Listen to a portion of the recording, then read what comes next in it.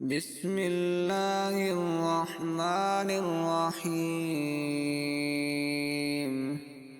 هل أتاك حديث الغاشية؟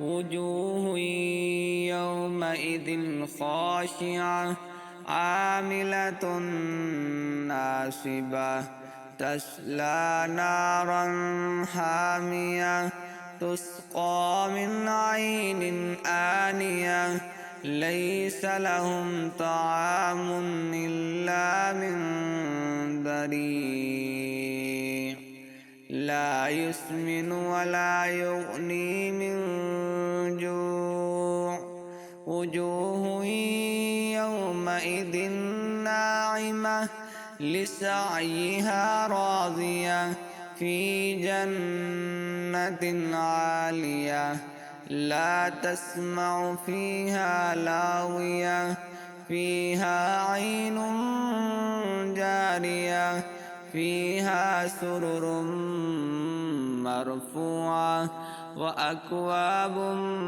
موضوعة ونمارق مصفوفة وزرابي مبثوثة أفلا ينظرون إلى الإبل كيف خلقت وإلى السماء كيف رفعت وإلى الجبال كيف نصبت وإلى الأرض كيف سطحت فذكر إنما أنت مذكر لست عليهم بمسيطر إلا من تولى وكفر فيعذبه الله العذاب الأكبر إن إلينا إيابهم ثم إن علينا حسابهم.